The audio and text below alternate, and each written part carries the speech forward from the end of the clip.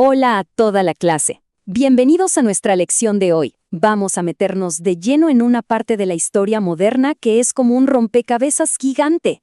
Y la verdad, es absolutamente fundamental para entender cómo funciona el mundo en el que vivimos. Hoy vamos a desarmar y entender la Guerra del Golfo Pérsico.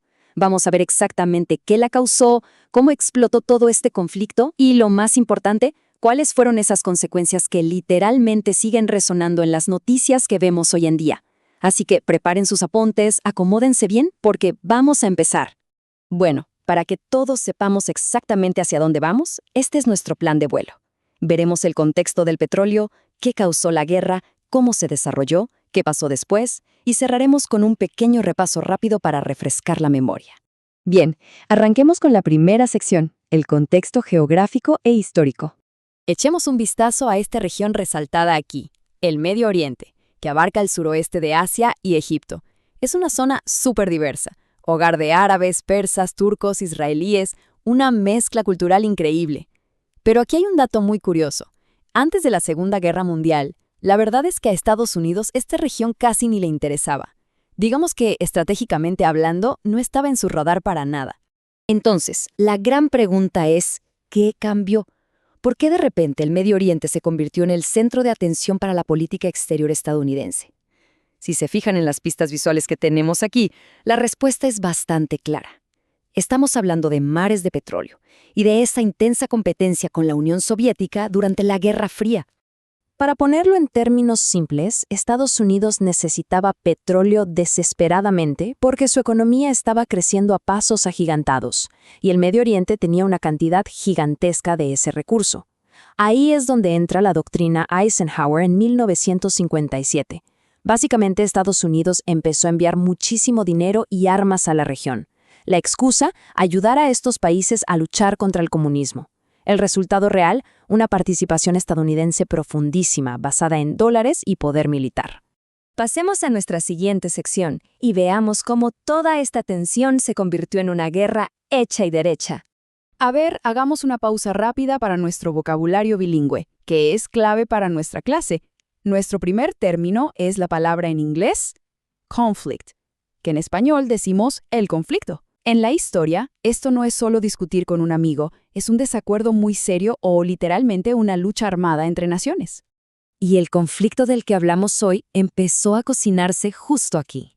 En verde tenemos a Irak, que ya nadaba en petróleo, y justo al lado, en naranja, está su pequeño vecino, Kuwait, que también es una mina de oro negro. En agosto de 1990, el dictador de Irak, Saddam Hussein, decide que quiere más y toma la tremenda decisión de invadir Kuwait. Imagínense el pánico internacional. La Guerra Fría estaba terminando y de repente pasa esto. El verdadero terror no era solo que Irak se quedara con Kuwait, sino el efecto dominó. Todos pensaban, ¿qué tal si Saddam Hussein sigue de largo e invade Arabia Saudita? Si lograba eso, iba a controlar casi todo el petróleo del Medio Oriente. Ante esa pesadilla, la política de Estados Unidos fue automática. Tenemos que proteger esos suministros de petróleo a como dé lugar. Ahora que las cartas están sobre la mesa, veamos cómo reaccionó el mundo. Tiempo para nuestra segunda palabra de vocabulario bilingüe. En inglés decimos coalition y en español la coalición. Básicamente es una alianza, un super equipo que se forma para lograr un objetivo en común. Y el equipo que se armó para este conflicto fue algo nunca antes visto. Miren esto. Todos los países en azul forman parte de esa inmensa coalición liderada por Estados Unidos. El presidente George H.W. Bush fue a las Naciones Unidas, pidió permiso para actuar y logró armar un bloque de casi 40 países. ¡40 países! Todos unidos contra las fuerzas iraquíes en naranja. Fue una de las alianzas militares más gigantescas desde la Segunda Guerra Mundial. Pero ojo, no todo el mundo estaba de acuerdo. Aunque el Congreso dio luz verde, técnicamente esto no fue una declaración de guerra formal. Y en casa, la gente salió a protestar. Como pueden leer en ese cartel, no hay sangre por petróleo. Muchos ciudadanos sentían que el gobierno no estaba mandando tropas para salvar a la gente, sino simplemente para cuidar el negocio del petróleo. Veamos cómo pasó todo esto de rápido. Invasión en agosto de 1990. Para principios del 91, la ONU dice, adelante, usen la fuerza. Y en febrero de 1991, ocurre lo que llamaron la Guerra de las 100 horas. Sí, escucharon bien, 100 horas. En poco más de 4 días, la ofensiva terrestre arrasó por completo con el ejército iraquí. Para que se den una idea de cómo lograron ganar tan rápido, fíjense en la cantidad de equipo militar pesado que llevaron al desierto. Tenían una tecnología tan abrumadora y avanzada que pasaron por encima de las defensas de Irak en un abrir y cerrar de ojos. Bueno, el polvo se asienta en el desierto. Pasemos a ver los resultados y qué pasó después. Último término de vocabulario súper importante, en inglés, Weapons of Mass Destruction, o en español, armas de destrucción masiva. Anoten esto en sus mentes, porque son armas, como las químicas o biológicas, capaces de causar una cantidad espantosa de muertes. Este concepto se vuelve el dolor de cabeza principal en los años siguientes. Entonces, haciendo un balance, Kuwait queda libre, misión cumplida ahí. Pero, como resultado clave, Estados Unidos deja una presencia militar permanente en el Medio Oriente, ya no se van a ir. Además, la ONU le prohíbe a Irak tener cualquier tipo de armas de destrucción masiva. Y tristemente, nos quedó un desastre ecológico monumental.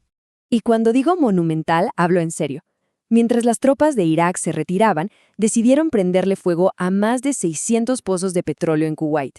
El cielo literalmente se volvió negro. Era una lluvia tóxica, humo gigantesco, una verdadera pesadilla ambiental que dejó problemas de salud terribles en la región. Y aquí es donde la historia nos muestra que todo está conectado. Esas tropas estadounidenses que se quedaron de forma permanente, sumadas a las zonas donde no dejaban volar a los aviones iraquíes, crearon una tensión constante. Todo esto hirvió a fuego lento durante los años 90. Y adivinen qué, preparó el terreno directo, la chispa perfecta para la siguiente guerra de Irak en 2003. Muy bien, ya asimilamos mucha información. Hagamos un repaso rápido, estilo examen de nivel secundario, para ver qué se nos quedó grabado. A ver, hagamos memoria sobre la causa principal de todo este enredo. La pregunta dice, en 1991, una de las razones por las que el presidente George H. W. Bush comprometió tropas de los Estados Unidos en la Guerra del Golfo Pérsico fue para... Tenemos 4 opciones. Fue para mantener el comercio por el Canal de Suez, por obligaciones del Tratado de Libre Comercio, para detener al comunismo en la zona o para asegurar el flujo de petróleo de Medio Oriente. Piensen un segundo en lo que hablamos al principio sobre por qué esta región se volvió tan importante. Y exacto, la respuesta correcta es la número 4, asegurar el flujo de petróleo del Medio Oriente. Detrás de todas las alianzas y las batallas, el petróleo fue la verdadera razón de fondo. Y eso nos deja pensando, ¿verdad? Si la necesidad de energía provocó todo esto en los años 90, ¿cómo creen que esa misma dependencia está causando problemas en el mundo que vemos en las noticias de hoy en día? Es una gran pregunta para llevarse a casa. Excelente trabajo el de hoy en clase, cuídense mucho y nos vemos en la próxima lección.